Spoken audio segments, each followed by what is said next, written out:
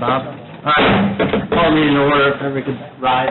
Pledge allegiance to the flag of the United States of America and to the republic for which it stands, one nation, under God, indivisible, with liberty and justice for all.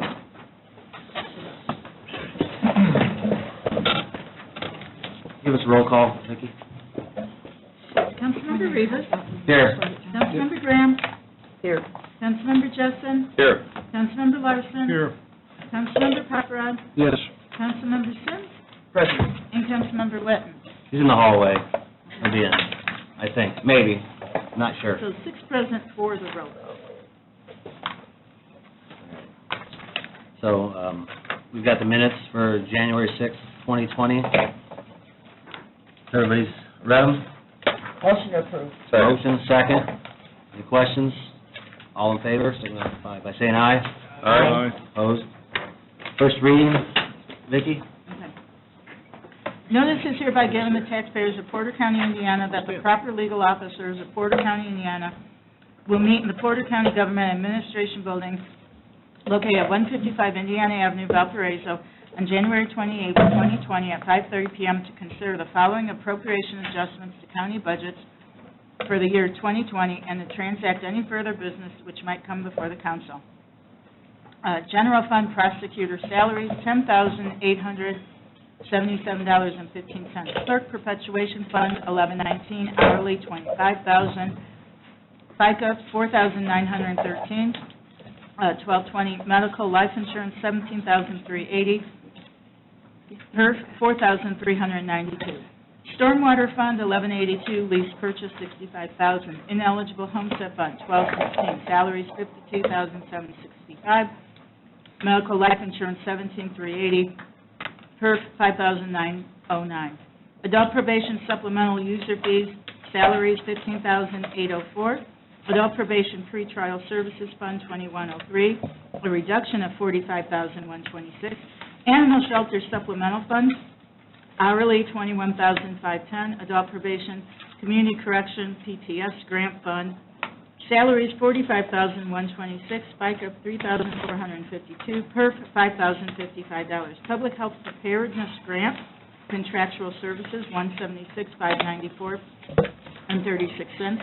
Health IIC Immunization Grant, hourly $54,666. FICA $4,184.82. Office Supplies $413.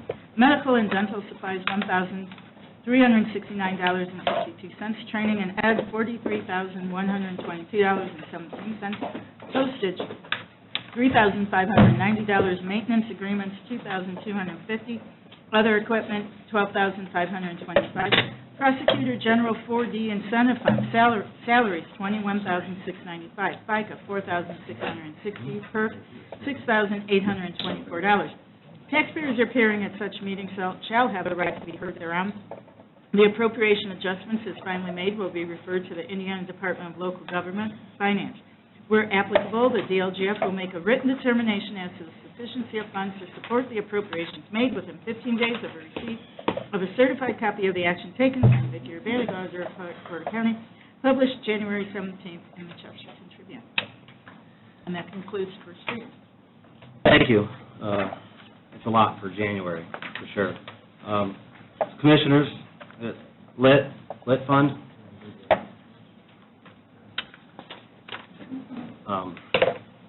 So we've got in front of us Form 144, which is an increase from lit budget for a facility administrative assistant from $33,000 to $45,000. Reason, increase of $12,000, change job title from facilities administrative assistant to facility coordinator. Want to speak on it real fast?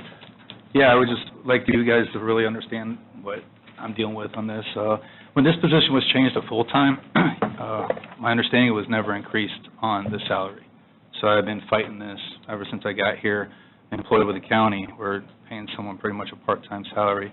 You guys did raise it $5,000 last year, right before at the end of the year, or at the beginning of the year, but I found a disparity where we have a lot of people still making a lot more than her, like my custodian staff, some of the other people that I mentioned in my letter to you guys, and I try to compare the job descriptions, so I think the workload is justified for the amount of money. All right. Now, the recommendation is to have that funded from the lit fund. Is that, what would be the plan going beyond 2020? That'd be continuously coming out of the lit, or what would be the? I would believe so. Believe so? We Yeah, gotta know. I mean, it would. Okay, it would. Oh, it would, There's your answer. yeah. So I guess I got a question, though, on what you ended with there, that you think this salary brings you in line with the roles. I think I quickly looked at the minutes of the budget hearing, and your proposal was like $38,000. Mhm. So a few months back, you said that $38,000 brought you in line with the role. So Well- now all of a sudden, $7,000 more in 3 months brings you in line. Well, honestly, I was going over, I mean, when I brought this up to you guys before 38, I was just going off what I felt like and didn't have no numbers in front of me, and then when I seen the salary ordinances coming out after 2020 was passed, I felt like it really needs to be fair and right to what everybody else is. It's kind of comparable of the job descriptions. I understand that, but I guess the concern I have, generally speaking, is we go through the whole process of the budget sessions. We go through September, October, we review things, we look at requests that folks have, we look at our available funds, and then that's our job as the fiscal body for the county.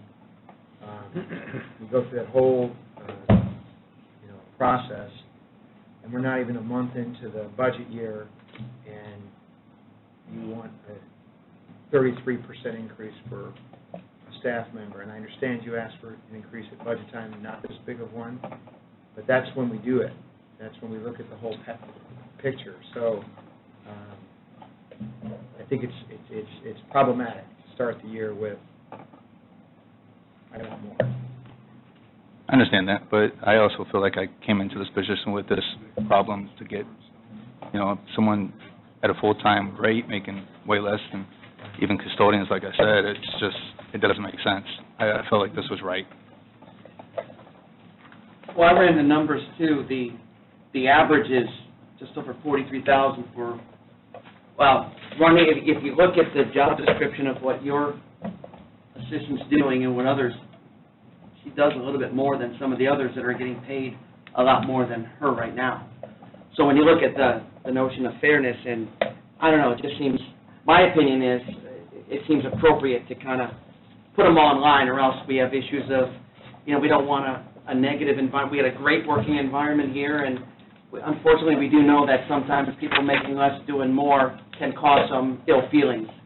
And it's a wonderful county to be in, and we just try and do the right thing. And I looked at the whole thing, and we've talked, and I've talked to other administrative assistants and stuff, and I must have spent 3-4 hours last week alone looking into that and seeing where everything's right in line with this proposal. So I got to throw that out there. So I did the due diligence on that regard, and it just seems right, if we want to do the right thing.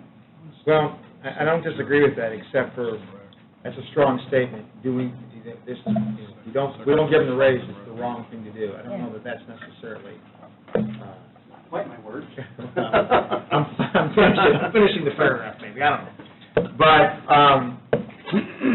But, just philosophically speaking, the time to look at all of our available funds, whether be it lit or other available revenues that come in, the time we really need to do that is at our budget sessions, because we get the big picture, That's when we prioritize, that's when we try to do parity, that's when we try to do all of those things. I'm just concerned that when we start the year off with going back and starting to make drastic changes to particular salaries, we're starting down a slippery slope. Not disagreeing with what you're saying, Greg, frankly. I understand we want to pay people a fair wage for a fair day's work, and we want to be fair in that. So I don't disagree with that. My concern was just that here we are in January, and we're looking at this. So. How long has Ms. Tracy been there? She's been since April 1st. A year, Of last year. almost a Yeah. year. And when you changed the title from assistant to facility coordinator, did her work change? Some of the duties did. I believe I definitely put a lot more duties on her than my predecessor did. Okay. Have you put more on, this is an honest question. When you were looking at the 38,000, you had in your mind what you thought the job function would be. Have you added more on since that? I mean, has that changed, or are we still kind of at the same, honestly? The same. Yeah, I just didn't know what the salaries were throughout the government until that ordinance came out, and then it really opened my eyes to be like, wow, I have an employee that really, yeah. And I'm not looking at this as an employee. I mean, Tracy's awesome. I hope to retire with her, but I'm looking at this as a position. I already had one person leave when I first started here because the pay wasn't right. She still works in the county, but she went to, higher wage. It's right around this figure.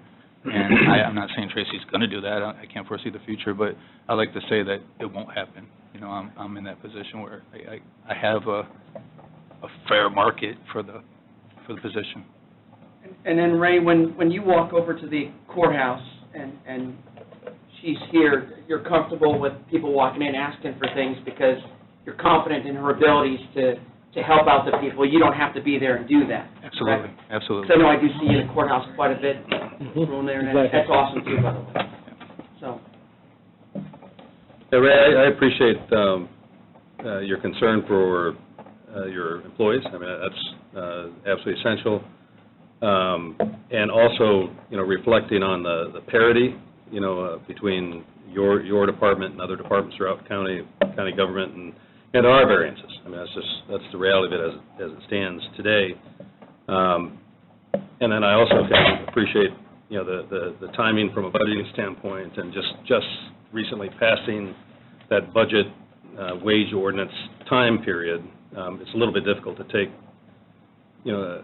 such what I would view as a significant step, because it's a big percentage increase.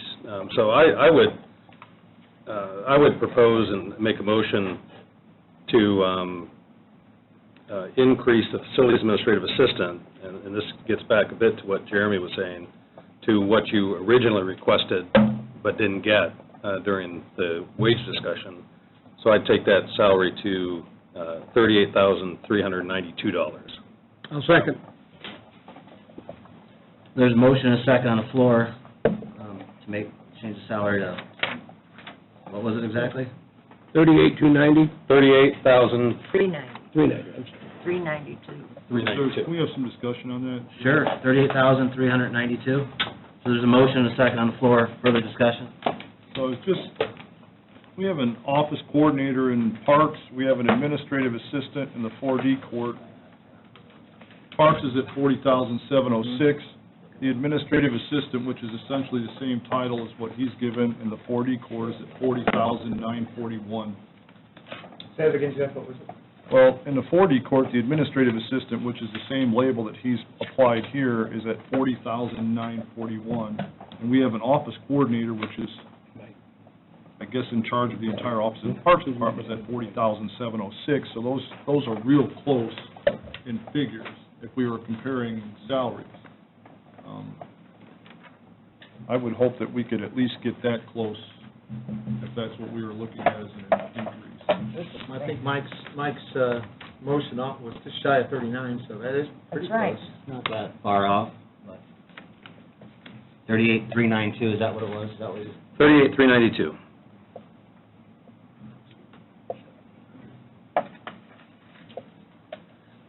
Any other discussion? No? All right, well, vote it down if you don't like it. Try to get it to 40, but see what happens. Get a roll call, Madam Auditor, on 38,392 for the facilities coordinator. Okay, Councilmember Graham? Yes. Councilmember Jessen? Yes. Councilmember Larson? No. Councilmember Paparad? Yes. Councilmember Sims? no, Councilmember Witten? Yes. And Councilmember Rivas. Yes. There you go. 5-2. She's at what you requested during budget session, so maybe you can revisit it during next budget session. All right, thank you. All right, Health Department. We've got a bunch of grants here, Mr. Chairman, so I would make a motion on the bioterrorism grants and the health IIC grant fund, all the additionals. So bioterrorism grant, health, IIC grant fund. So there's a motion on the floor. I'll second. For the additionals, there's a second. Any questions on these? Anything you want to tell us? It sounds very scary, the bioterrorism. That's, so it doesn't have to be scary. That's why we're paying a person, a contractor to, so it doesn't have to be scary. What does our security blanket look like for this coronavirus thing coming since we, The security blanket is that the health department gets notified if they have any kind of potential or person under investigation. And we do what we do best into contact investigation and surveillance and containment. So that's what happens with it. So the important thing is to, let the public know what they're looking at, which is if you have not traveled to China, the influenza piece is really more important for local persons instead of coronavirus. But now if you travel to China, that's a different story. so we supposedly have a case reported here that's under investigation currently. Yes, that is true. And that if that comes to fruition and we have to start quarantining or actually checking people, do we have the resources to do that, and how are we equipped for that?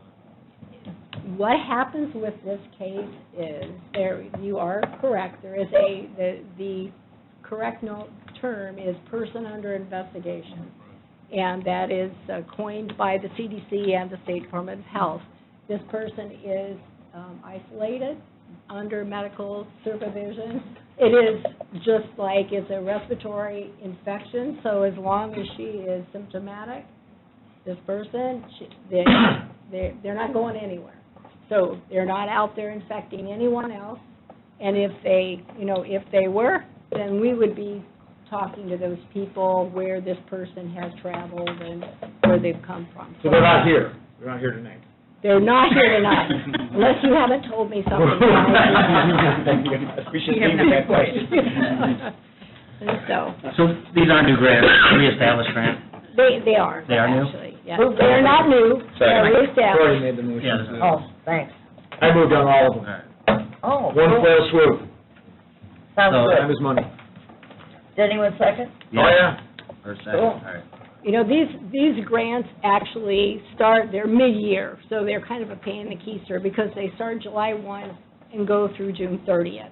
So we had to come to you in August of last year to get the last 6 months appropriated, and the numbers that you see here are actually January 1 through June 30th, and then the auditor's office asked us to do a hypothetical amount to get us through the end of the year. The immunization grant will be resubmitted in February. That's through the Indiana Immunization Coalition. And then we find out, we write for the grant, and then we find out what is awarded to us, usually in July. They were a little late, actually, last year, because it's supposed to start July 1. But that's the numbers that you see here.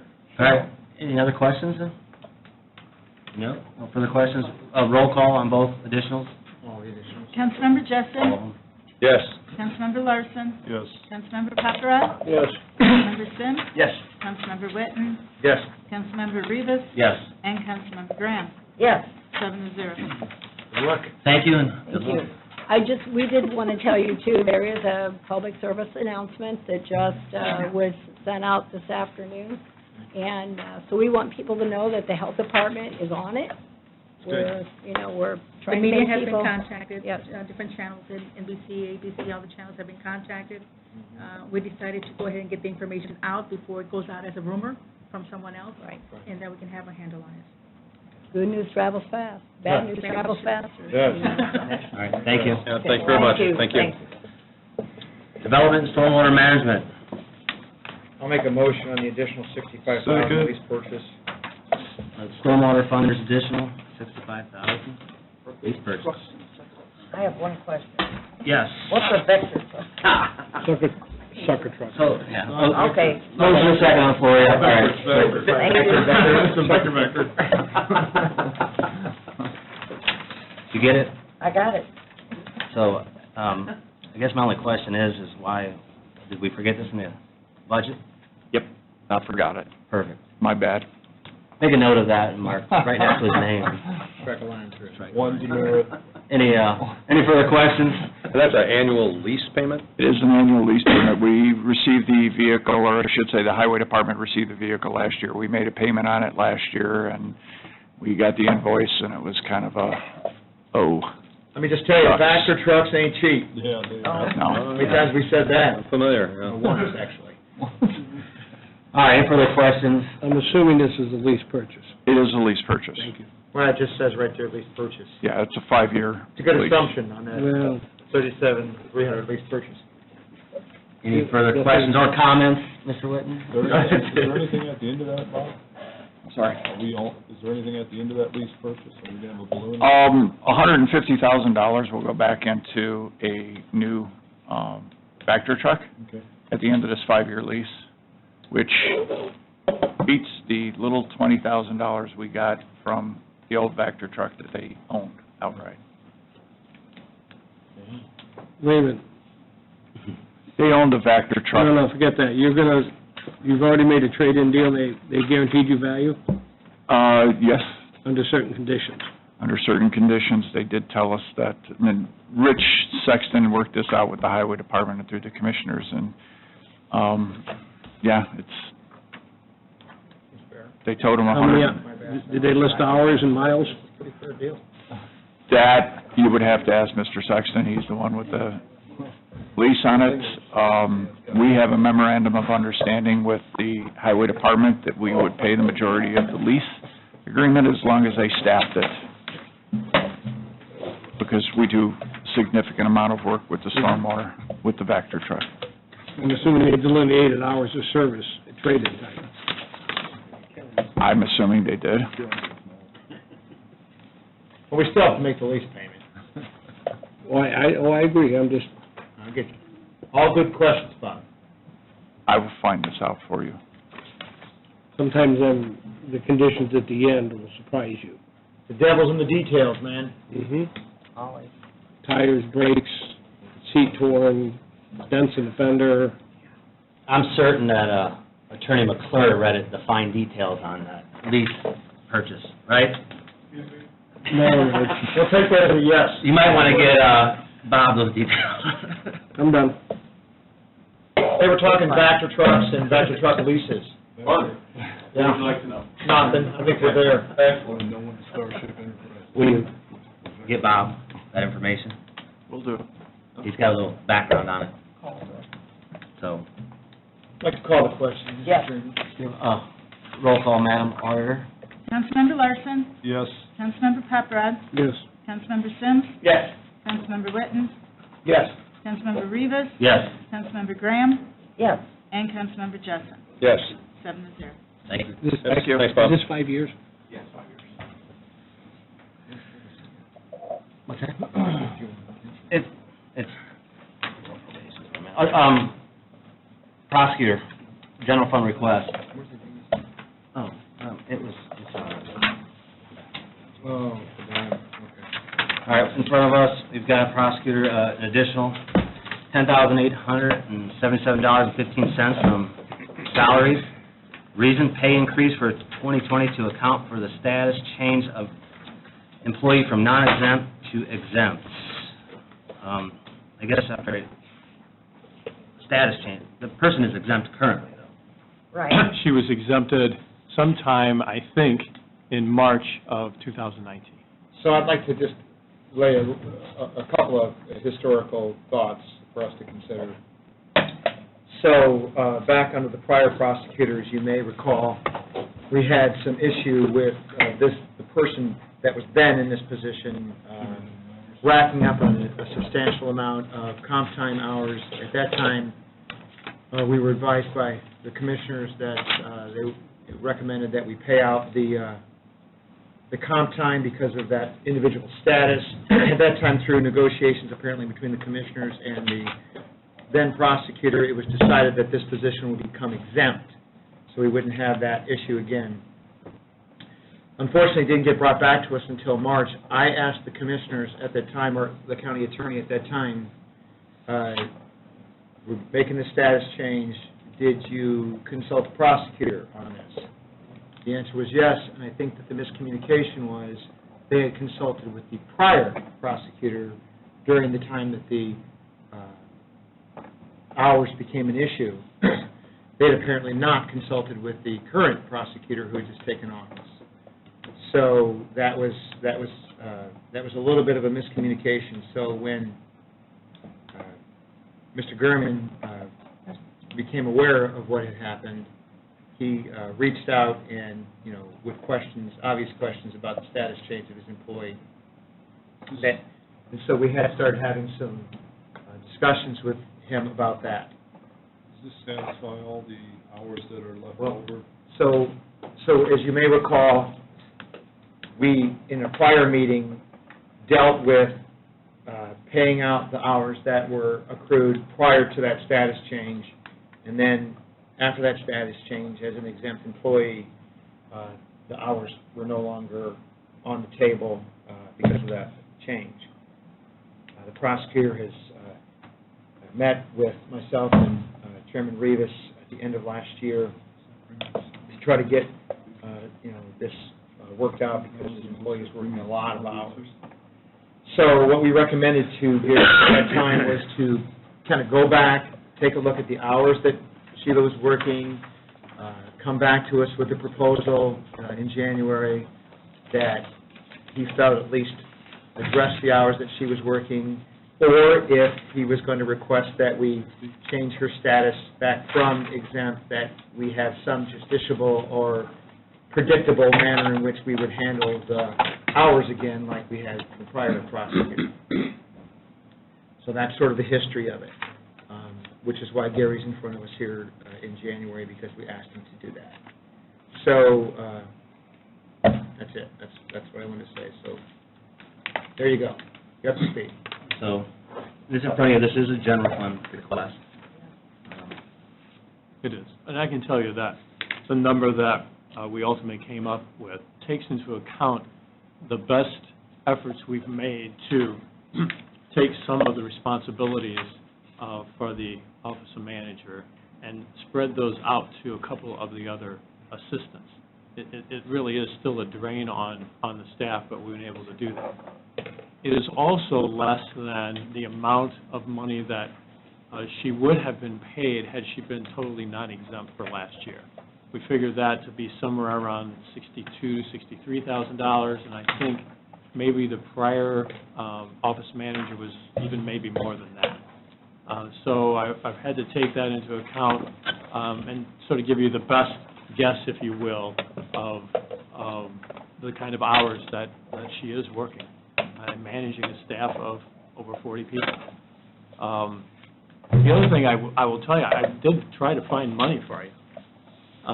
We canceled an excess book, some books that we were getting that we just didn't need anymore. It was just kind of a standard contract we kept getting, so we went over our budget and eliminated that. It was about $2,400. And as you may recall, we had a pretty serious murder case that took place. It was the Dillard murder case from Chesterton.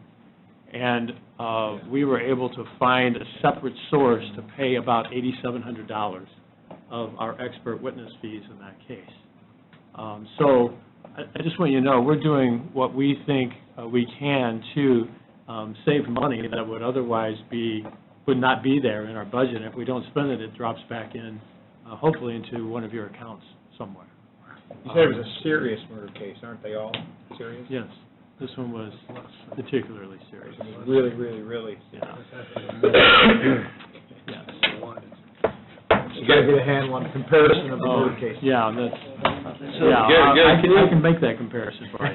Can you Been speak there. to the, just to give, and if you've already mentioned it, I apologize, but can you give us an idea of like the number of hours she was working when she wasn't exempt versus how many hours she's working now as an exempt employee, and which is how many?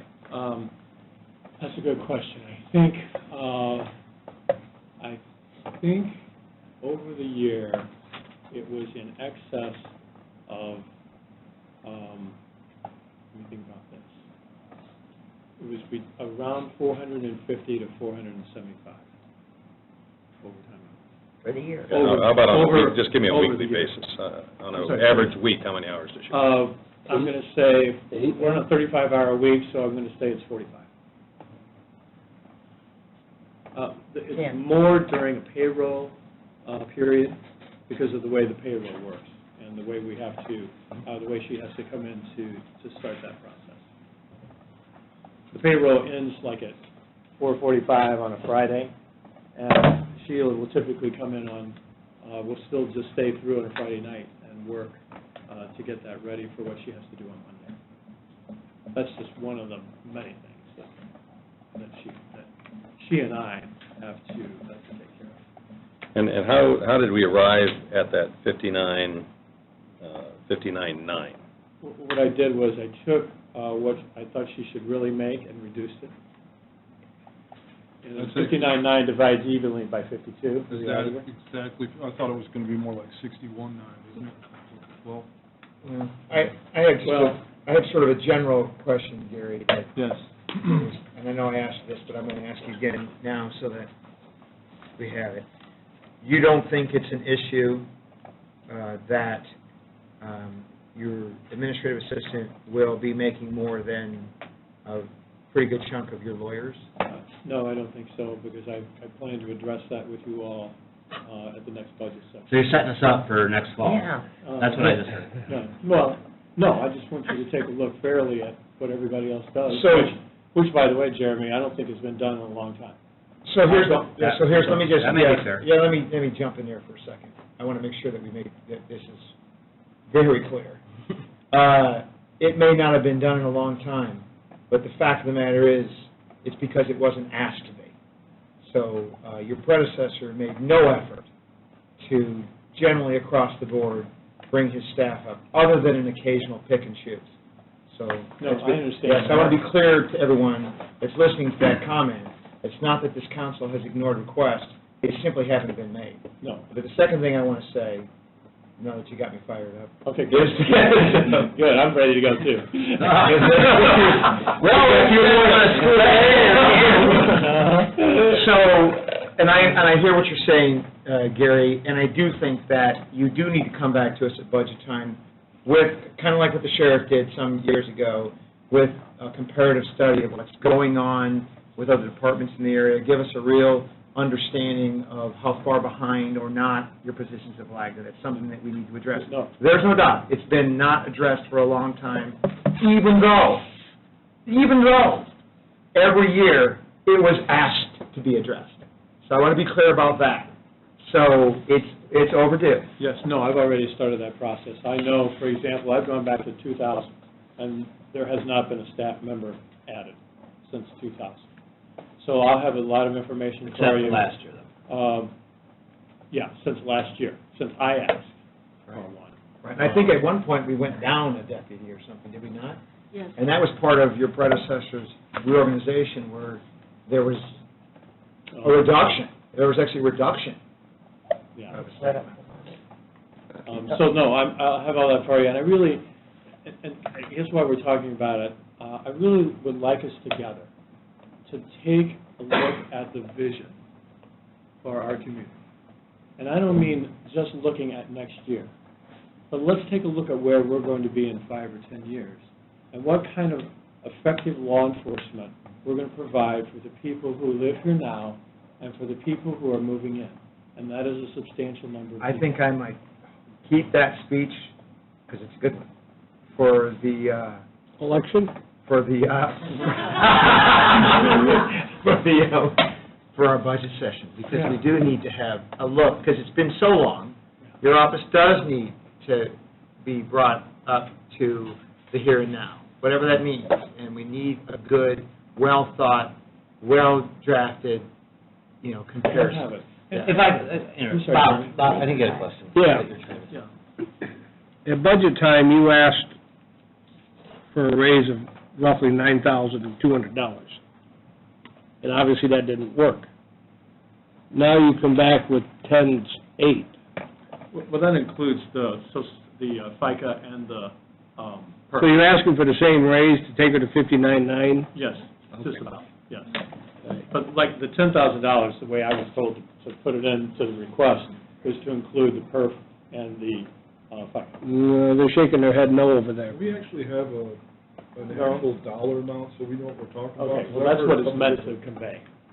So, let me ask you this, Vicki, is the 10,000, in your humble opinion, he has the change of salary up to 59.9, and over here, we've got the request of 10,877.15. In your humble opinion, does that include then the other things? No. This is, the proposal is in the general fund. General fund positions, FICA and PERF, Separate. FICA and PERF are paid for through the commissioner's budget. We don't put FICA and PERF in the individual budgets in the general. So really what he's asking for is less than, well, maybe 9,000. Yes, it's, 9,200, 9,100. Oh, I can tell you. $9,152, something like that? 9152. Do this for a living. Yes. Okay. I'm sorry, I didn't understand that. We could have gone by the 144 anyway, not the addition. You said you looked at the other funds, you looked at both deferral funds? I looked at both deferral funds, and like I said before, the one is really low. We're trying to build that up now. And the other, we're still paying some salaries out of it.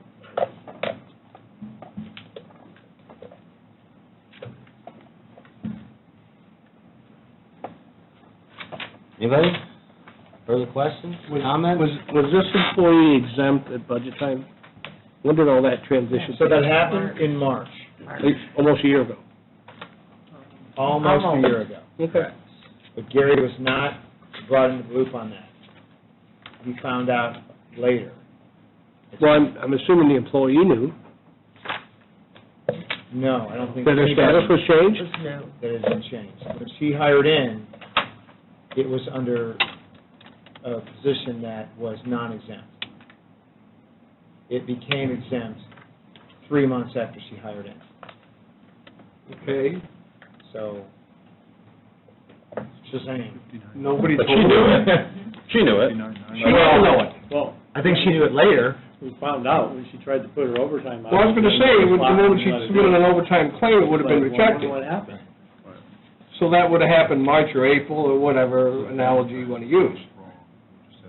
But I think that there was some, again, I think, I'm not the agent for the prosecutor's office, but I do think that there was some confusion at that time, and it took a little while to figure out, because I was under the assumption that the prosecutor was involved in that decision, but in fact, it was the prior prosecutor. So I assumed Gary knew. I assumed he'd been in those discussions, which in a sense would have meant her staff was involved in those discussions. But Well, his staff knew. later, Wait a minute. The moment she turned an overtime claim and it was rejected, correct? So that would have been April at the latest? Okay, let's say May. So it shouldn't have been a big surprise in budget that she was exempt. that's correct. But we didn't address it in budget because, Well, Well, I tried to. We did it. yeah, he did. I did So, try to. so at budget time, there was, that's kind of when we figured everything out. Again, for a couple of months, I assumed Gary had been involved in it, as we all did. And so I didn't really understand necessarily, or any of us understood, why he was saying what happened. It took a little while to figure out what happened. And then when we figured that out, we then asked Gary to go back and make a decision whether he, what would be a fair number as the elected official for her to be exempt. So I think that discussion should have happened when it was decided to make her exempt. but he wasn't in those discussions. Who made her exempt then? That decision was made to do that under the prior administration. So it didn't get done then for some reason. It didn't get to us till March. No fault of the prosecutor's office, but for some reason it just fell off the radar somewhere, and it found its way to us in March. I'm not saying you should vote for us or not, I'm just saying that's what happened.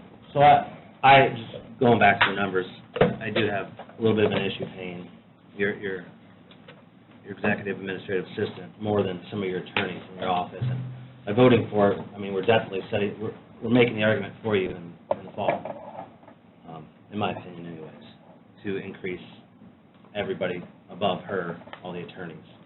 So it's almost, if you approve this, you're close to approving raises to get some of your attorneys above. I mean, it's still going to be something that we would have, I'm hopeful of a direct conversation about. The one thing I wanted to add is, look, I've said this to you all before, I invite you to come up to the office. Come visit us. You can stop in anytime you want. We're not going to make special arrangements to do something that we wouldn't ordinarily do during a day. Well, in that case, I'm not coming. Oh, well, you're the exception. There's absolutely no question, he's the exception. Seriously, True words never come up spoken. and just see what we're doing on a daily basis and what we do. Well, I think Gary, to be honest and to be fair, when we look at, when you come to us at budget time and you look at, what you think or what your request is for us to look at your attorneys' salaries compared to other things that are happening around the state, this administrative assistant salary is going to have no bearing on my decision whether or not to give your staff a raise, right? I'm not going to, if someone were to say to me, we need to give the lawyers a raise because Sheila makes more than them, I don't care about that. That's Gary's decision. He's the department head. He's got to deal with morale. What I'm going to be concerned about is, are we competitive in our prosecutor's office compared to other prosecutors' offices? Because it's the same kind of discussion we have with the sheriff. Are we bringing in the best and brightest, and are we retaining the best and brightest? And the way you do that is you become competitive and you stay competitive. So that's going to be at least if you come back to us at budget time, which I suspect you probably will. That's going to be the discussion, not Sheila's salary. That'll be the analysis that I'll have, honestly.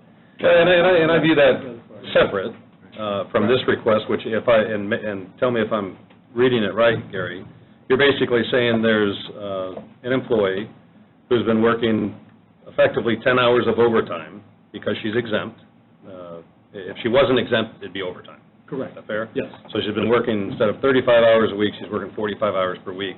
And you're saying that in order to pay her for that time, that's basically the point of your request. Exactly. It's actually less, but it's a number that I thought that we could all live with in our office.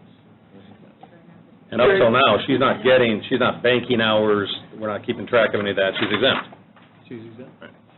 I've got a question, and I haven't been up there, and I apologize, because I've been just about everywhere else, but Come on up. I've got to ask,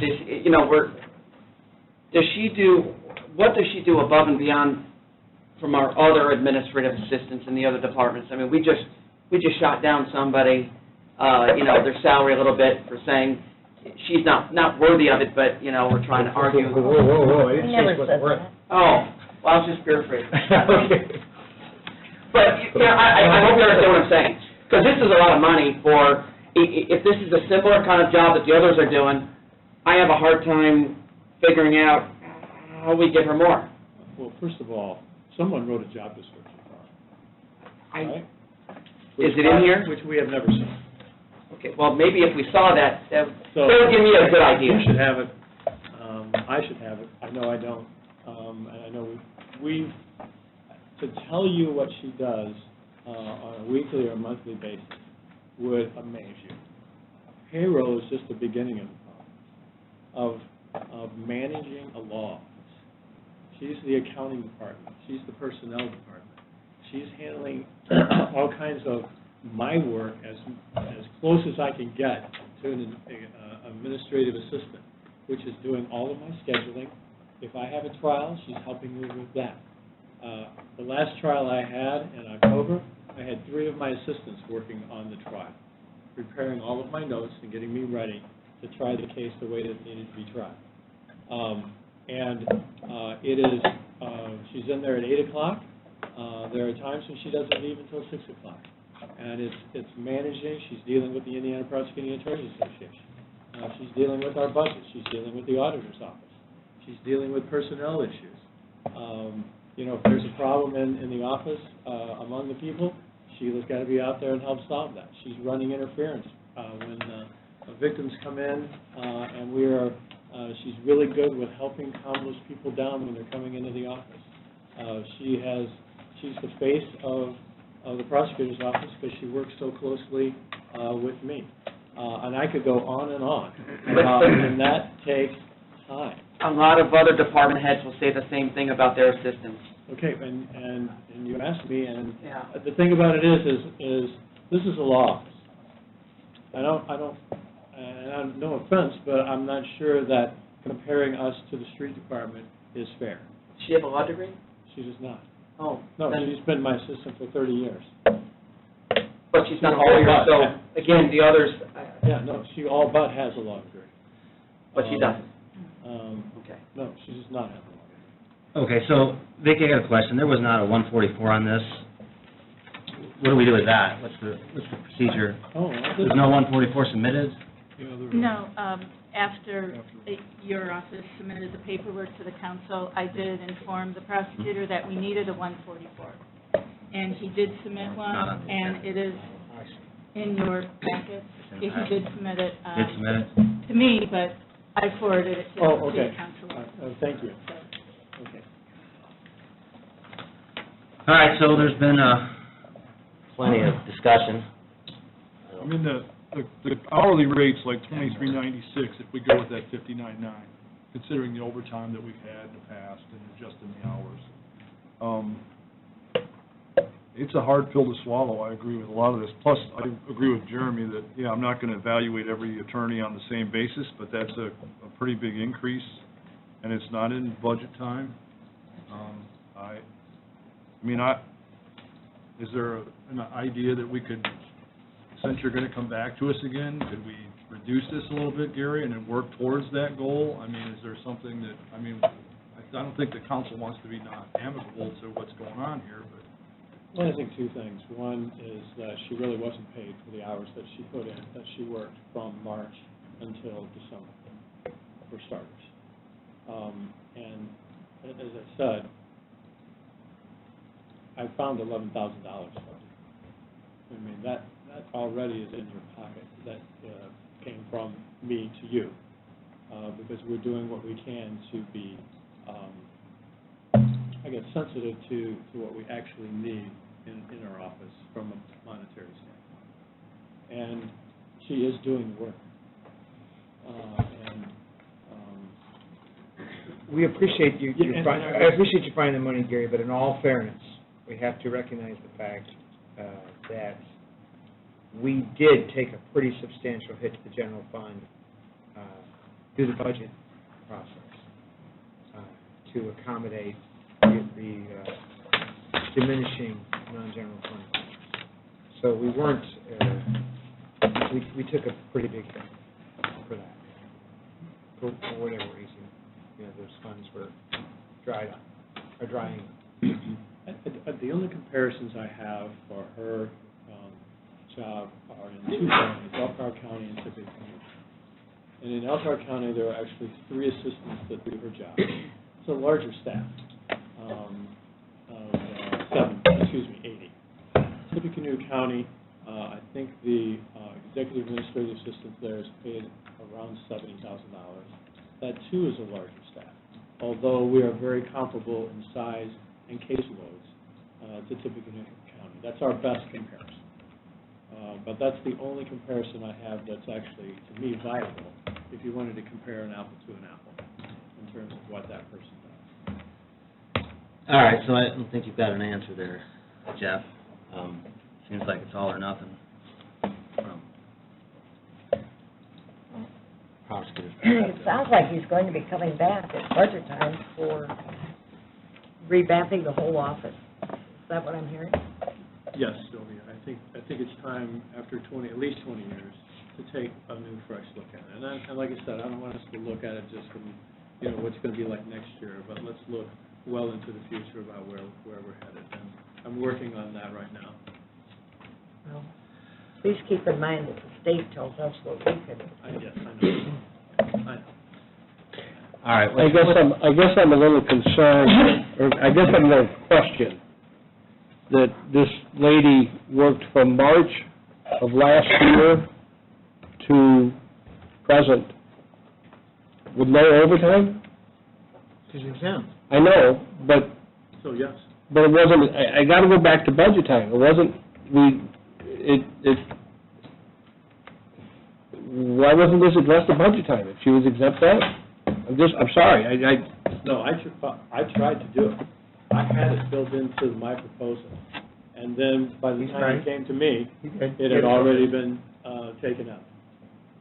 Here's the problem, so yeah, let's kind of look at the big picture here. He did have it in his budget at budget time, but frankly, the whole budget was overshadowed by the most pressing issue, at least for our budgets, not the most pressing issue necessarily for his employee, but for our budgets, was that we were faced with a fairly large shortfall that we had to address with general fund money. So, yes, he did address it at budget time, but honestly, we were taking such a hit to the general fund with kind of correcting the non-general fund numbers that we got back burned. you want to split it? All right, what's your Yeah, that's what we're pleasure? doing. Let's spend some time on this. Yep. I'd like to say a $5,000 increase at this time, and Is that a motion? I'd like to make a motion to increase it by $5,000. There's a motion to increase the position by $5,000. Second. There's a second. Further discussion? Can't imagine too much. My mouth closes at the half. 4756 is. We good? Yeah. All right, no further discussion. Roll call, Madam Auditor. Councilmember Paparad? Yes. Councilmember Sims? No. Councilmember Witten? Yes. Councilmember Rivas? Yes. Councilmember Graham? Yes. Councilmember Jessen? Yes. And Councilmember Larson? Yes. And the vote is 6-1. Did we do a 144? Do we need to do a 144? It's in there. It's in there, just wasn't on the agenda. Okay, so it's, This is for Okay. her? Well, that was Our vote was for the for the 144 144, increase, to right? increase the 144 Increase it by by $5,000. did we do the additional then? Same vote? So I will make a motion then, I guess, Because it's not on there, yeah, it wasn't on the agenda. $5,000 increase for the general fund and salaries. Second. There's a motion and a second to do the additional of $5,000, so the first motion was to increase the 144, just some confusion because it wasn't on the agenda. Clean up. Don't know why exactly, so first and a second, any further discussion? Vicki, roll call. I want to make sure what we're doing here. So our first vote was for the 144, right? Right. And so now we're doing it for the actual additional, isn't it? I don't, Why are they, Kind of do why it? is it different? All right. Same. Yeah, that's fine. Can it be encompassed in the first one? We advertised for the additional, but it was advertised. Okay. All right. That was But my- what? that was my So it's all last- the I was same wondering thing. if we could do a budget transfer instead, but that would be up to the prosecutor, because it's $5,000. Here, Richard. We can do the additional. Well, hold on, before we get to the big show here. What do you mean by that?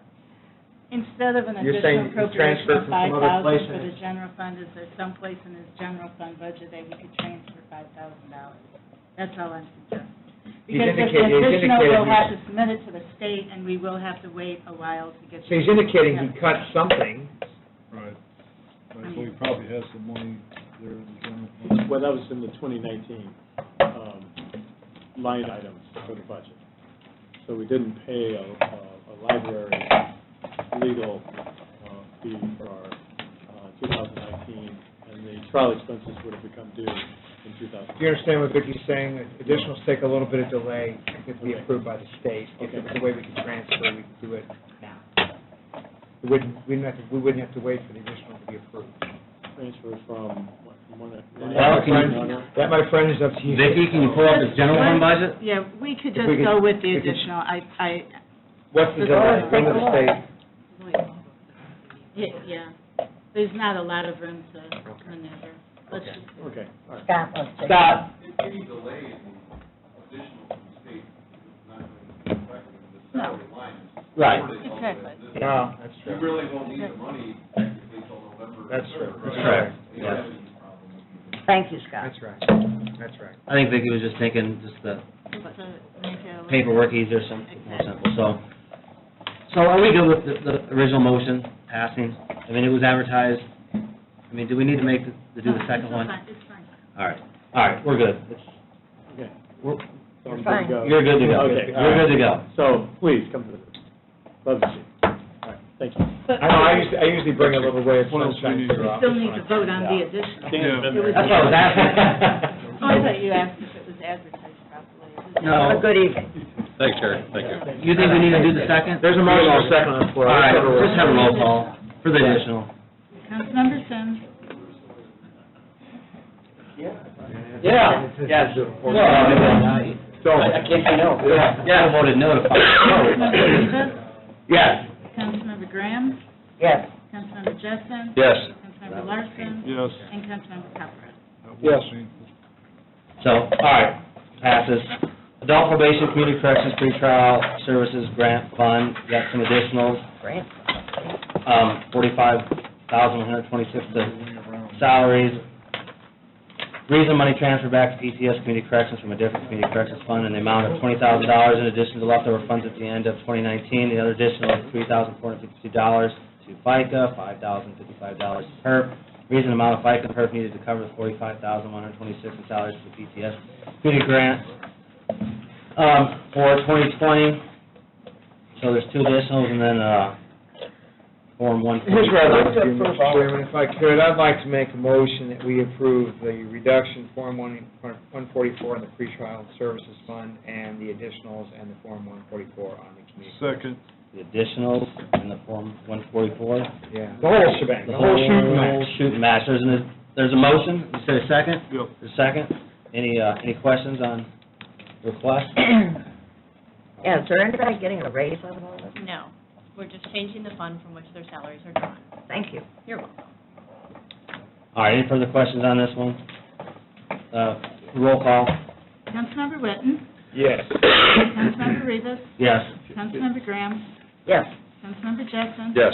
Councilmember Larson. Yes. Councilmember Caparotti. Yes. Councilmember Sims. Yes. And Aye. 7. I got one question. On the reduction of salaries for the pretrial services fund, is that going to get you through the rest of the year? No, so this is a grant, not unlike the health department's grant that goes, July 1st Okay, to June all right, 30th. I'm fine, okay. Just want to make sure. All right, I'm sorry, Jeremy. All right. I'm sorry, Mr. President. No. So this was all from top to bottom. Yep, All right. now we're going on to the next one. Thank you. All right. Thank you, have a good evening. Bye. It's a lot. All right. Porter County Clerk. Clerk General Fund transfer $36,420 for salaries for hourly. Hire some part-time help. I'll second it. Motion and a second. Discussion. Is there, I mean, we have money to support this transfer, right? We're good, we're not going to shortfall ourselves later, right? Any?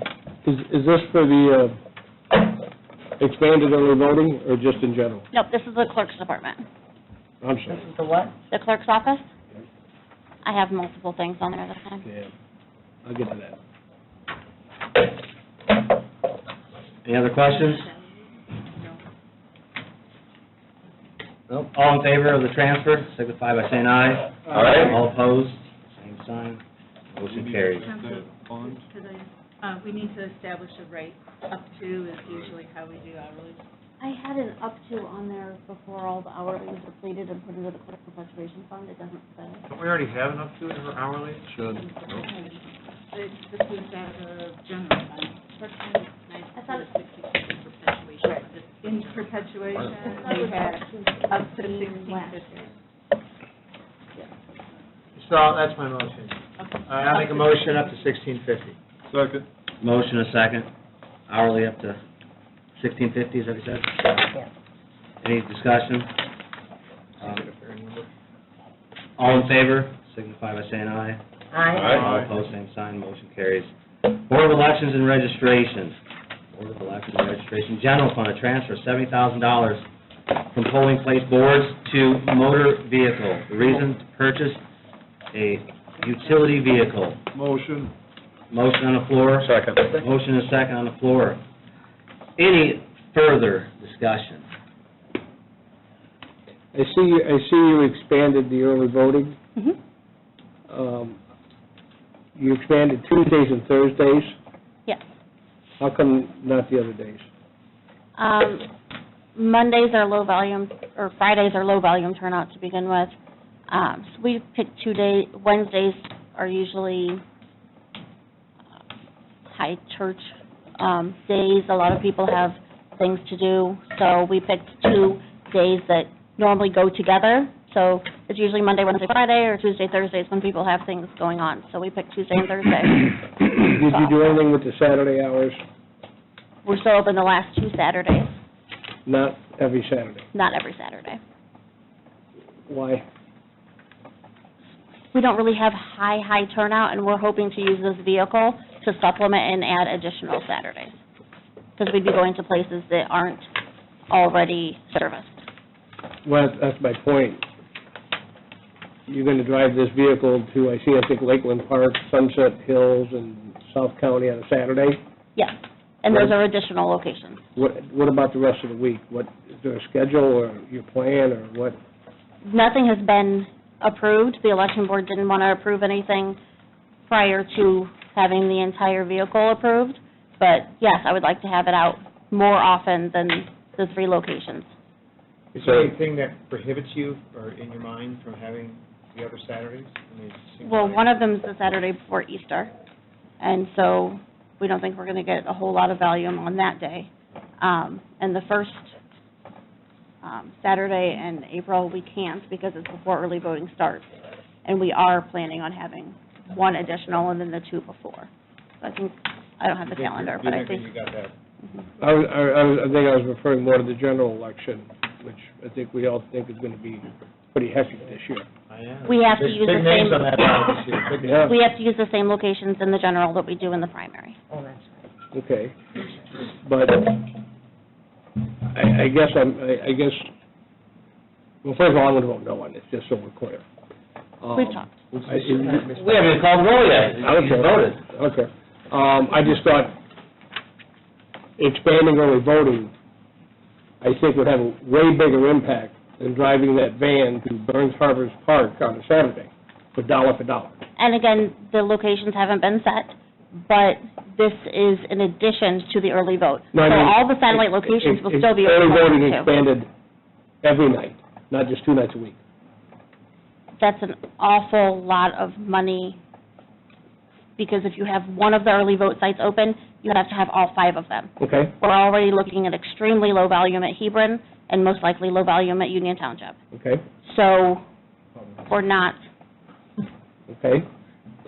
so in order to use this vehicle, we want to go to places that are not already serviced by the early voting locations, which is why those locations were thrown out.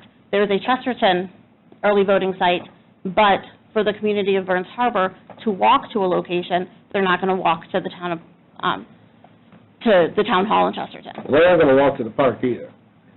It was a suggestion because Find out you- who they're going to vote for before we bring the van.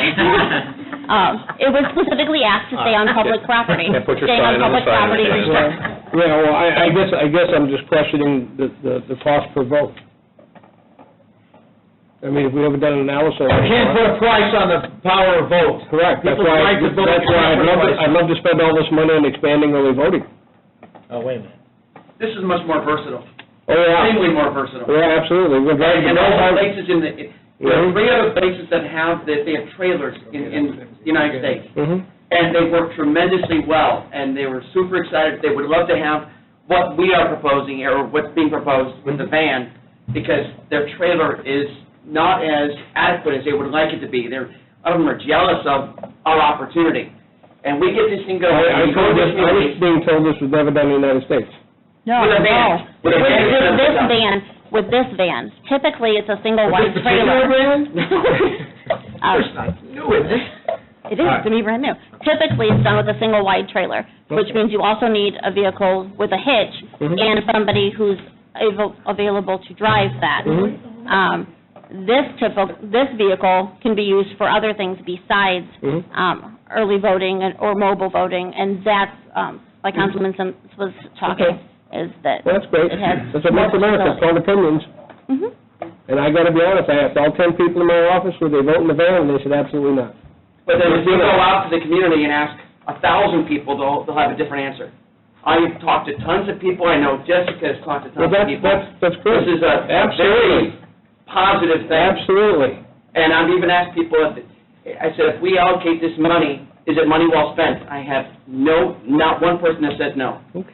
So these are the voters, these are the constituents, these are... Well, who the hell do you think I talked to, Greg? The You friggin' numbers? office workers. Yeah. All you say is you're... They all live here. Point of order. Seems to me that Sims called you No. Bob. No. I just said his limit, he's got a limited reach of who he talked to versus... I don't, I've done. That's what I'm saying. That's not necessarily true. So, yes. Jessica, it's my understanding, so the 3 early voting sites with the use of this van have not been determined yet? No. So that's to be determined, Yes. but that's to be determined by unanimous vote of the election board? Correct. And it's also my understanding that the election board is unanimously in support of this project? We had a new member that joined us in January, and he abstained, but besides that, yes. Okay, so It was unanimous. all in an effort to increase voter registration, increase the exposure out there about the importance of voting, and also ultimately, and time will tell, but the goal is to ultimately increase the vote. And that's what, we all know that in Porter County, we're woefully inadequate in terms of the turnout for vote. And so I think an effort like this is something that certainly is worth consideration. And I'd like to say I appreciate your effort in terms of the original presentation, and obviously there were some questions, a little bit of pushback, and you, at least to my satisfaction, went out and got those questions answered in terms of what we needed to do to make, a decision based on that information. So I applaud the election board and your office and your initiative in terms of trying to make this happen. So I guess, and from my thoughts, and I haven't really weighed in a ton on this because I hadn't really thought it through completely, but I did talk to our clerk who gave me the answers to my question. A couple of things. One is, it seems to me that there's nothing wrong with thinking outside the box and trying to take things to the next level. If no one ever did that, things would never move forward. So I appreciate that. Also, we have an office holder who has taken an office that was an absolute disaster and made it into something that we don't find ourselves on cable TV in Dallas, Texas, talking about. So I think we have to kind of give her some deference to her thoughts and her research and her opinions with respect to trying to move this office further. Okay. Thank you. Hold on, Sylvia, real fast. Yeah, I would like to say, you also said you're going to use it for transporting equipment, and so it isn't limited to just what they're talking about here. Correct. It's multi-purpose. On this back page, he's got an explanation of all the dates Well, and times. I just wanted to say You just that. clarified. Is that okay? Yeah. No, I'm just Is saying. that okay, Jeff? Is it okay if Sylvia has an opportunity to ask the questions? That's all I'm saying. So Jessica, you want to, clarify with Sylvia the multiple uses? Yes. The utility vehicle? It'll be multiple uses. Part of it will be equipment delivery, part of it will be voter registration drive, part of it will be collecting absentee ballots, mobile voting, as well as a component of it. I am voting for it, so. Jeff? You've got several things on here, using the vehicle for. where will the vehicle reside when it's not in use? And what will be left in the vehicle? Will there be anything left in the vehicle? It'll reside at the Porter County Highway Department behind the locked gate. And there may be equipment left in it overnight, but that would be if we're transporting it back and forth between, And the vehicle will be serviced by our county garage, and those arrangements are all made? All right, is there any further questions? Well, we might as well get a roll call just for fun. One, also because it's legally required. It's transferred. Ooh, smack, man. Yeah. Councilmember Rivas, Yes. Councilmember Graham, Yes. Councilmember Jessen, Yes. Councilmember Larson, Yes. Councilmember Paparad, No. Councilmember Sims, Yes. Councilmember Witten. Enthusiasm. Absolutely. I'm excited about this. 6-1. thank you. There you go. Good luck. Good job. All right, Auditor, Vicki Urbanek, you have clerk, adult probation, animal shelter, prosecutor, auditor, following adopted 2020 budget. Budgets exceed advertised amounts. I'm gonna make a motion on all of them. There's a motion on all the additional appropriations. There's a second. Any discussion on what's in front of us? None of these are general fund hits, so I'll take them. You want to give a In keeping quick? with what your budget adopted amounts. Okay, Thanks. perfect. Any further discussion? Bob, you good? Roll call? Councilmember Graham, Yes. Councilmember Jessen. Yes. Councilmember Larson, Yes. Councilmember Paparad, Yes. Councilmember Sims, Yes. Councilmember Witten, Yes. and Councilmember Rivas. Yes, second reading. Okay. I have to, You didn't bring it up with you? no, I thought there was something, I'm sorry.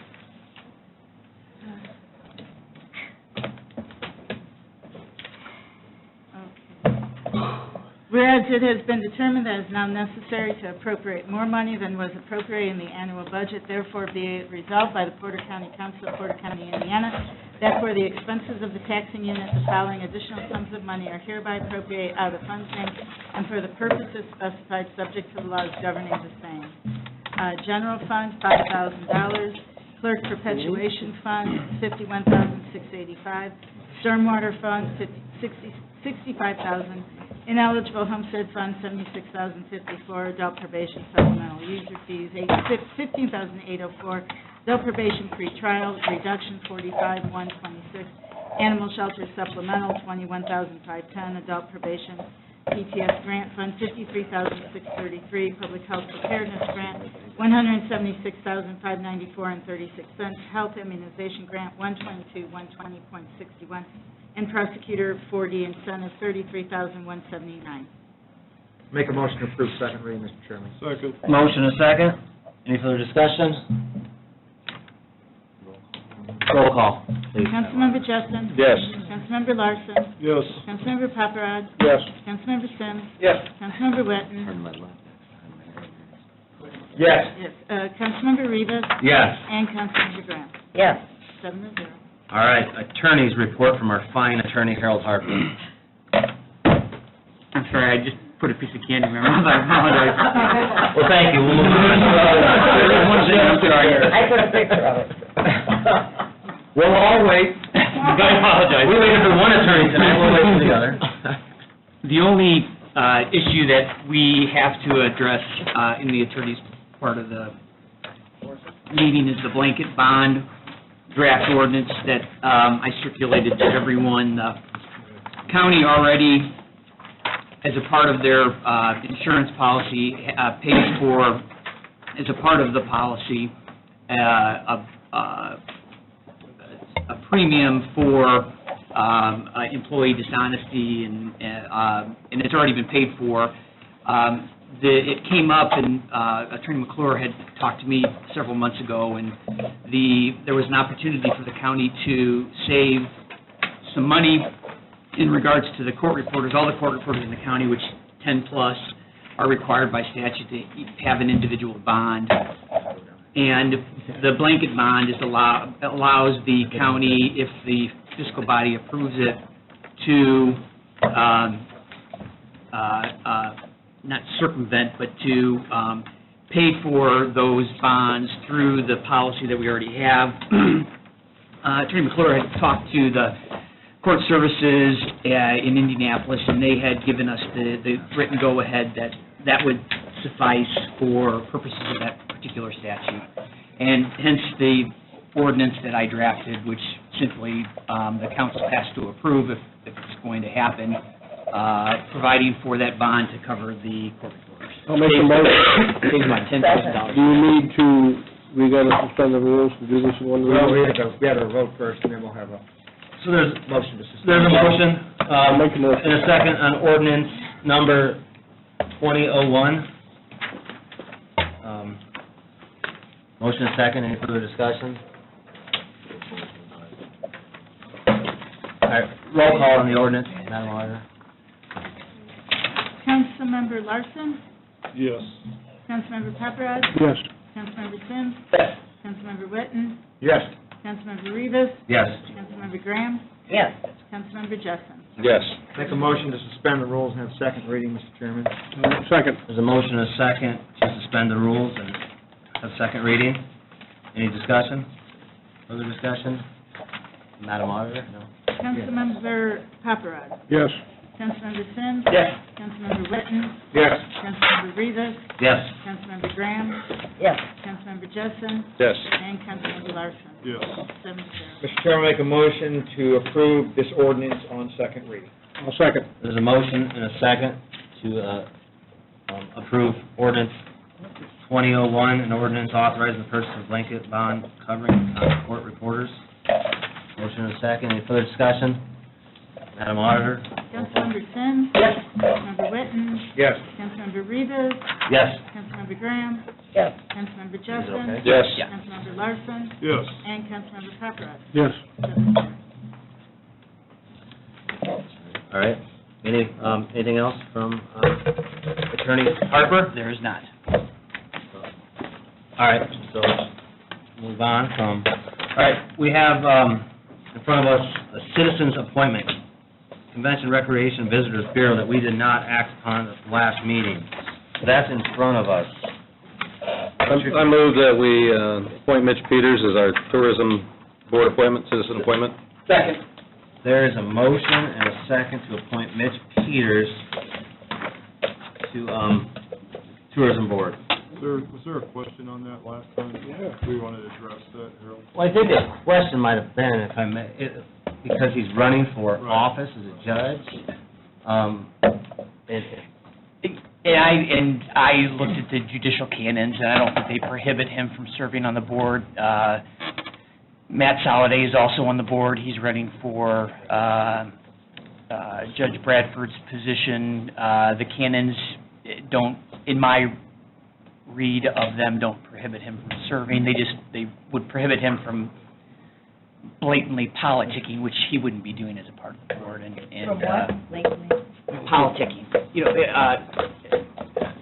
If they win, they have to come off, right? essentially, yes. Oh. And and in terms of, Dan had mentioned at the last meeting the question of the composition, and the statute simply requires that a simple majority of the board can't be of more than one party, and according to what I had been told today, that that appointment's not going to upset that balance, if the council decides to do so. I will say that Lorelei fully endorsed Mitch coming back to the board. Big time. So I don't, And I don't have a problem with that, I get it. I generally have just a knee-jerk problem with sending candidates to serve on these boards. I mean, we just had that experience, although we didn't know he was going to be a candidate. We just appointed someone to the park board. And it just seems like these boards that on their face are supposed to be non-political, we're sending candidates, and that is just a general concern. I agree with that. Possibly what we could do for future appointments is include some sort of qualifying question. I mean, I don't think legally it's required. I don't think we'd be prohibited, but, I mean, that's a good point. It just seems like it's discourteous. And this doesn't really relate to Mitch, because we knew he was running for judge like 5 years ago when he apparently announced. And he's been on the tourism board Right. for 10 years. But I'm concerned when we have an appointment and we appoint someone to a board that they can't serve on this body and be on that board, and they don't have the common courtesy to tell us that they are going to be running for office 4 days after we appoint them. That seems disingenuous to me, but I guess that's just the way it is. I agree with that. I think that we had a good interest this time on newcomers joining, or wanting to be on boards, and we should, I think, look at all the people. You know, it's a way of getting people involved in politics, getting them onto boards and serving. And I would, you know, like, Mitch has done a great job being on tourism, he's done a great job. But it's also, he's also running for judge, and he will come off if he is elected, so. And Is Sylvia, that what you said? yes, he'd have to come off. He would have to. Yeah.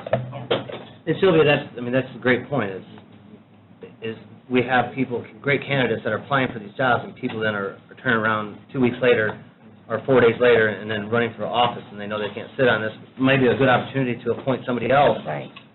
that we weren't aware of, so the points are valid, and I don't know if there's something we could put on the application, you know, you intend, you know, to seek office for, you know, and I don't know how you would phrase that, to seek office for a job that would prohibit you from And the upcoming sitting on the election. board. Well, and particularly with Just ask him. Yeah, and with I know with the park board, because of the change in the park board ordinance, there was, the statute authorizing that or enabling that explicitly prohibited a member of the council or the commissioners from serving on that, and so I think it's a legitimate question, to ask, you know, if you're intending to run for the council or the commissioners, you know, please let us know, because we may be appointing someone who is ineligible.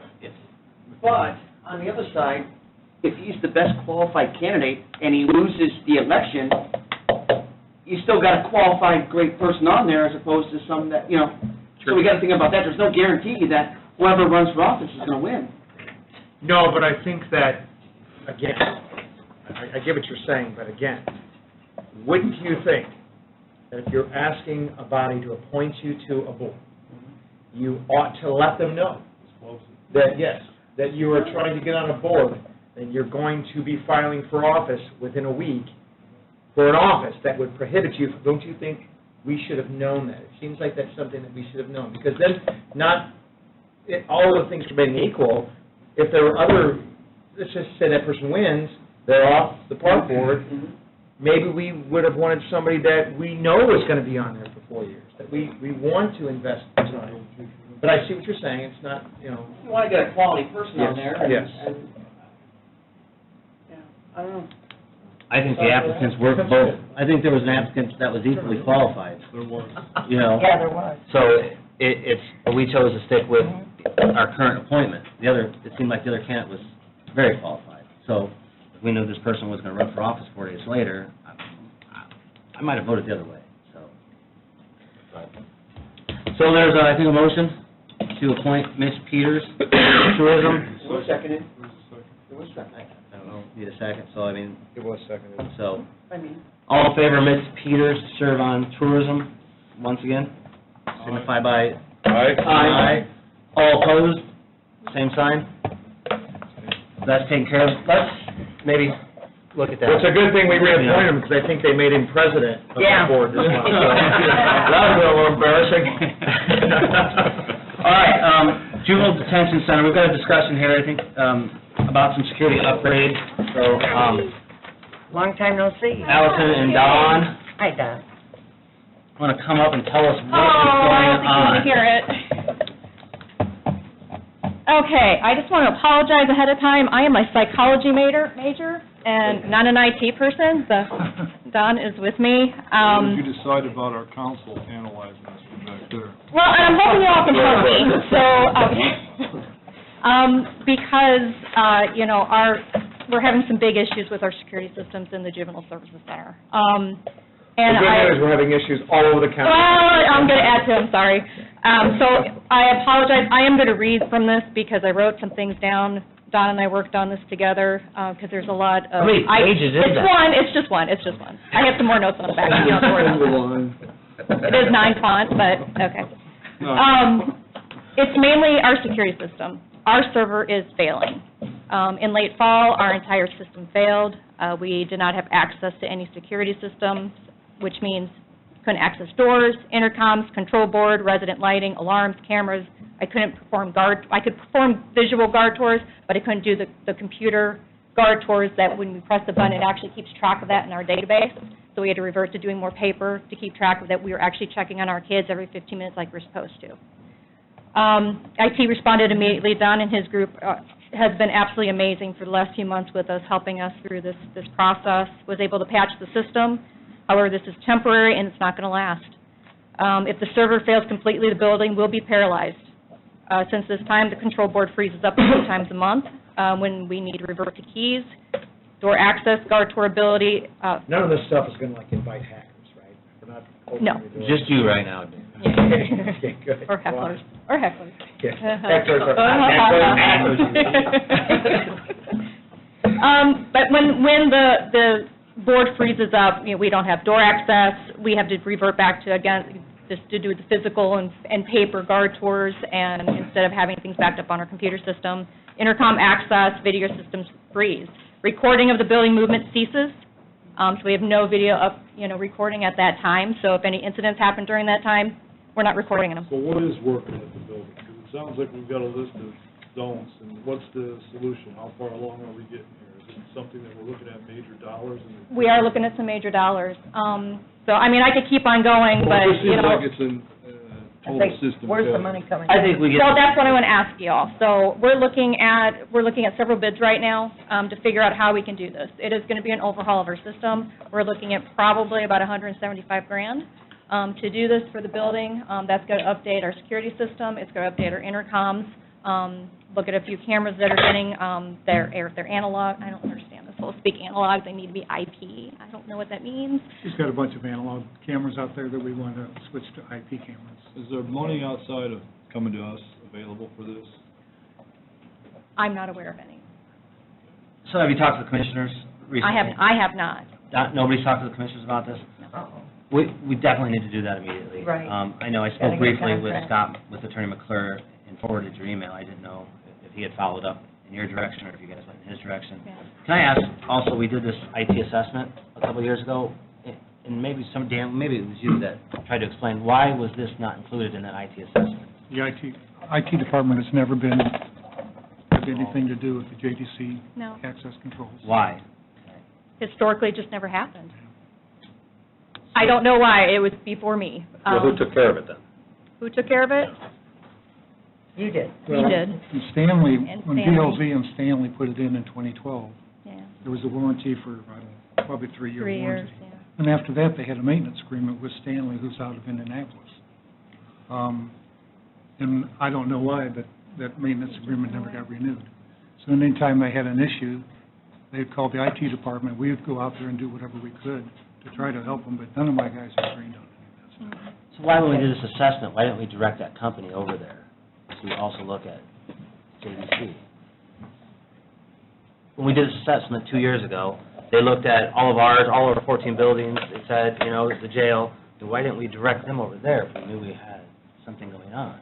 Better yet, is there Well, any yeah, other I- departments? And furthermore, when we were talking about the assessment, I think we had specific conversations where we said we want it all under one umbrella. Right. We want a one-stop shop.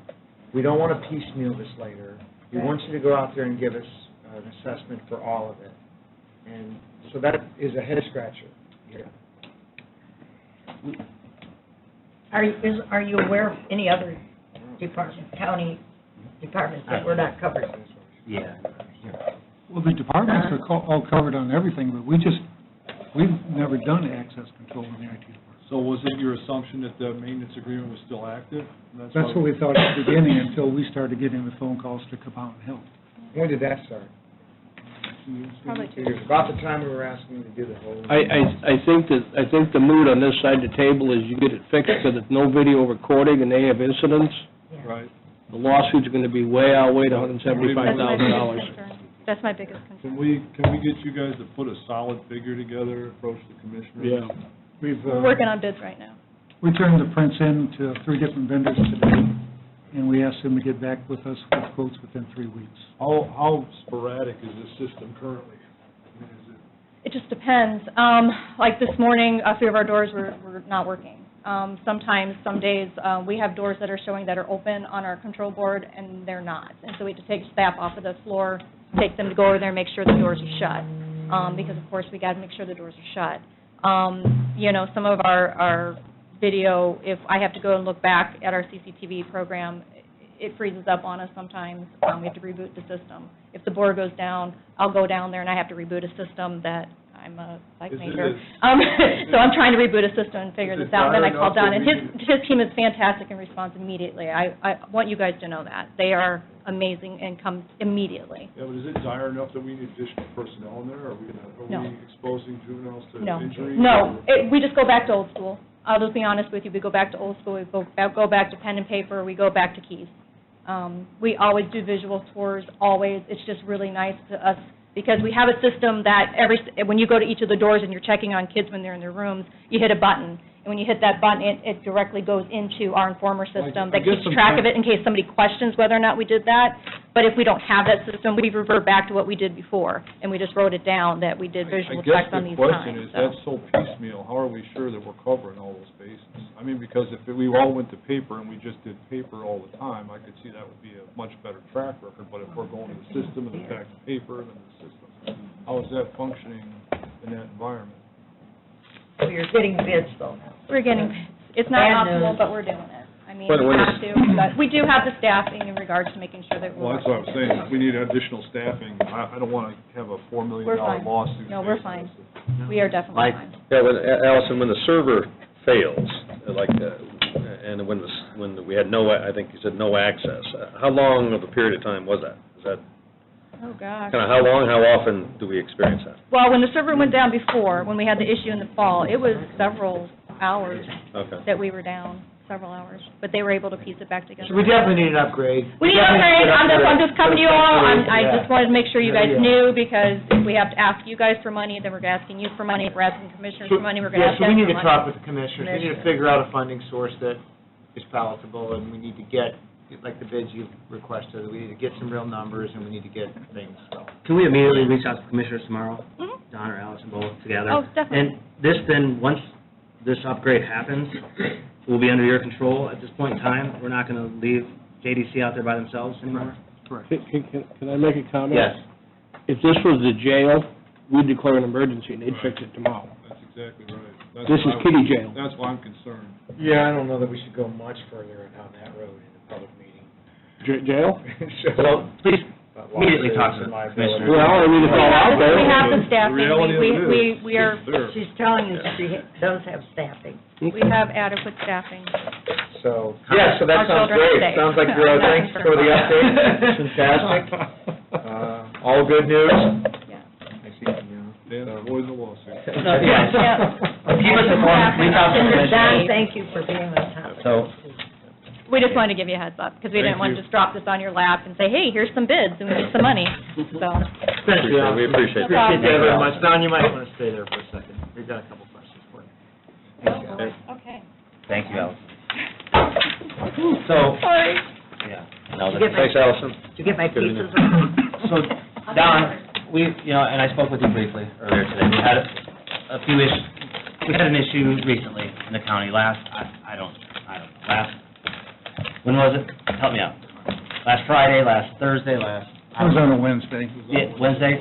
So we had an issue, something went on in the county with our system, but you took care of it, so I guess just for me, and you don't have to go into it out loud to us right now, but I definitely would like the council to know, maybe if you can put an email together, a report of what happened, how you fixed it, and how you communicated this out, what's going to change going forward, kind of a report that this council can understand completely what happened.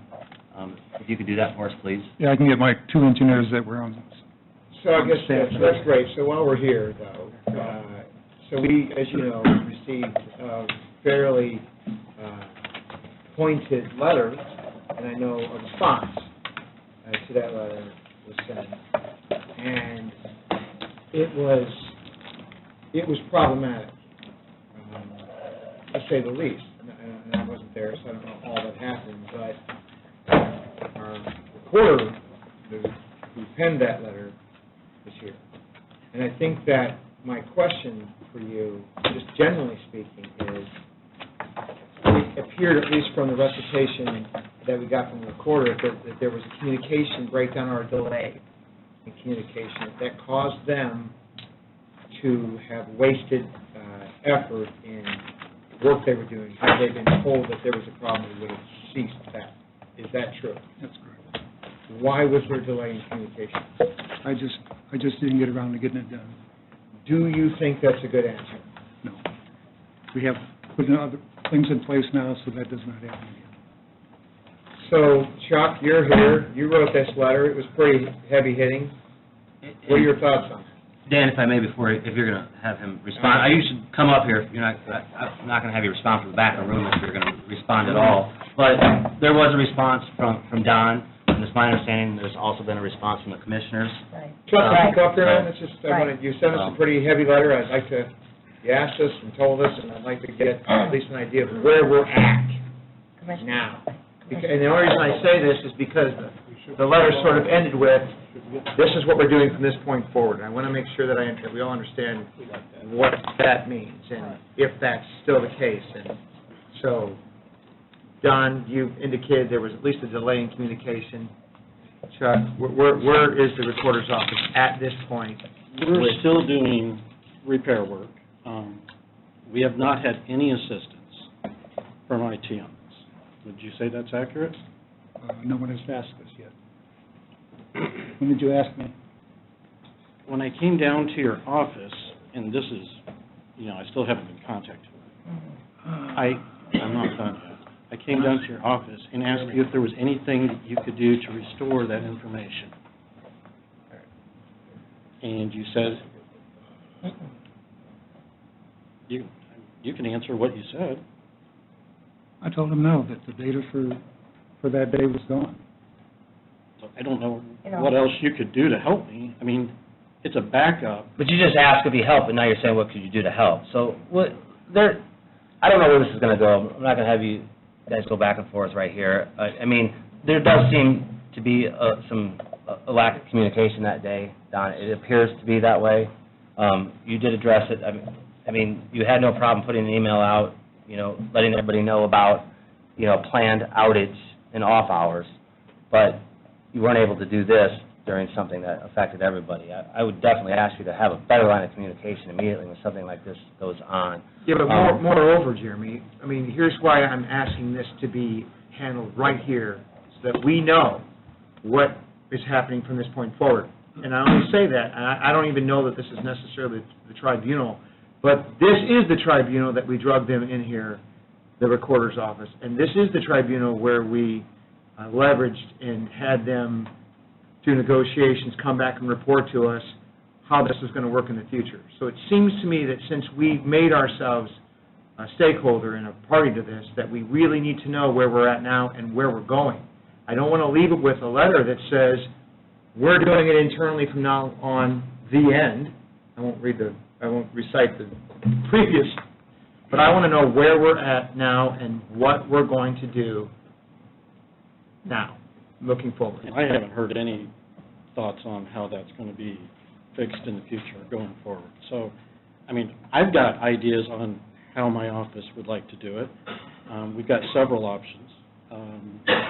But I haven't heard anything about this problem being fixed. So here's what I would ask, I echo what you said to Don. I'd like to have something in writing for myself, too, that says this is what happened, this was the time delay, this is how I'm going to address it. But I would also like to know, for our next meeting, what happened from then to our next meeting. Where are we at? Are we still, we're not going to be under the county IT. Well, what does that mean? Or, I've addressed all of the problems that came up, this is what went wrong, and it won't happen again because. we brought them in here. We made them get into a room. We encouraged, and at points leveraged them to come up with a plan. A plan, at least from the recorder's perspective, didn't work. The communication in the plan, from Don's perspective, wasn't there. I want to know, looking forward, that what our plan is, and what assurances do we have from both sides as to, problems not happening or how they will be addressed in the future. So you got I believe you got an email from the commissioners today? Oh, yeah. Kind of showing the Okay. direction of where things are going to go, and I don't know if there's a meeting planned out. They In the future? stated that they would like to have a meeting with me. And Don, I believe, in the commissioners to kind of do what Dan's talking about right now, to get everybody on the same page and Yes. fix any communication gaps. And so, I am more than welcome to talk to anybody. I guess probably the biggest problem for me is just not ever being advised that there was a problem. We found it out on our own. We had to call our software vendor, who said there was a tragic error so on we got our the email, Yeah. and I think we're addressing that. There's obviously a gap in communication. The commissioners have Okay. agreed to that. So we really need, something, a report to this council, because Dan, you are right. We have pulled this in this direction. We help facilitate it. So we want to know, what happened, and, definitely we'll communicate with the commissioners of how we're moving forward. I wish the commissioners were still here, because I really would like to hear what their plan is to address this as well. They were recipients of that letter. Well, yeah, I think from now on, I'm going to send an email out. If you have a request, we need a commissioner here, for sure. They got a request, we need somebody here. Does anybody else have anything? So as we sit here today, are we at least back on even footing where we can at least operate and think, data entries going in and not? We are hoping that tomorrow we have all, or at least most of our information put back together. And Don, do you, as you sit here, do you feel like the system's back on track and running? So we can, Their servers are up and running fine, with good performance, and the backups are working fantastic. How is it that we lost all that information? Because a lot of those programs automatically back up. Redundant. That's where the redundant file. So how is it that it got all gone? Our particular backups don't start till 4:35 p.m. at night. So they don't do every 5 minutes or every 4? We don't have the storage capability to do that. Would that ever be an issue? How often is that done in other, because I've worked in business, and they just provide for the storage, so is that something that we just won't have the ability to do, or we don't have the funding for that? Oh, we could always add more storage. We're running into several problems in the data center now with power and air conditioning. Commissioners did approve the new air conditioner, so hopefully within 4 to 6 weeks, that'll get installed. But as far as being able to, let's say, take a snapshot at noon or take a snapshot every hour, we're talking about probably about 40 different servers that we're talking about here, so we're talking a lot of storage. Is there a way to We've been looking at prioritize that. some of those? Some of that information, all of the information we deal with is critical, but some of it is more critical than others. Is there a way we can prioritize that so we can Yes. allow for some more storage? Yes. Because I know Bob and I are business owners, Dan's a business, I would hate to think that I'd be in the middle of my day working and lose all my files or have those disappear. That would be a nightmare. Harold's a business owner also. Oh, Harold's. Harper, and Harper. And right. No, I'm just. It's a good question. It is. It And definitely is. if we're redoing this to assure Chuck and John that we would be moving in the right direction, I would hope that we consider at least, rectifying that. And I asked Don earlier, I talked to him briefly today too, and the jail, you've got full control of the jail underneath you now, and we've got some upgrades that we got to do there. Right. So, I think maybe we can get a heads up. You think you have everything in your budget for that, though? For the upgrades out there, yes. Yes. Yeah, I'm not going to ask for any more than what you give me every year. So now you've got the jail underneath you, you're going to bring JDC underneath, so we're going to have everything under one roof. And that's my position, period. I'm not going to change on that, that every department Yeah. in this county should be under one entity. But if you do need more money, just, come before us and ask, 'cause we're wanting it to work. It has to. Bob, you got something? Don, do we do an off-site backup? we have the data stored here in the administration center. All backups are backed up to the courthouse at night between 4 and 9 o'clock. And starting after the backups finish at the courthouse, I'm dumping all the data from the courthouse down to my DR site in Hebron. So physically, I have 3 different sites where the data resides. How often do we offload or save that to some other system, or is it just constantly floating around in our backups? Well, we only have like 3 or 4 weeks of backups. What it does, once it gets to the 3 weeks, 4 weeks, it overwrites itself. All the departments know that, though, correct? Not that I'm aware of. Yeah, to satisfy my curiosity, was this brought up at the commissioners' meeting this morning? In any shape or form or fashion? Not that I'm aware. All right. Anything else? Well, I just hope these two can work this, get back here and They work this have out. to. Yeah. Sylvia, I think you're correct. Yes, they No have choice. I think there's no other direction. The county has to continue to function, and whatever we need to rectify this, we gotta get fixed. I mean, it seems to me like I have high hopes these guys are going to work it out. High hopes. Just look at them. Look at that. Let's get hugged. Bundle of energy sitting out there. All right. Oh, that's right. Thank you. Wait. Absolutely. Thank you very much. Need a motion to adjourn? Motion to adjourn. Motion on the floor, second to adjourn. Missing anything? All in favor?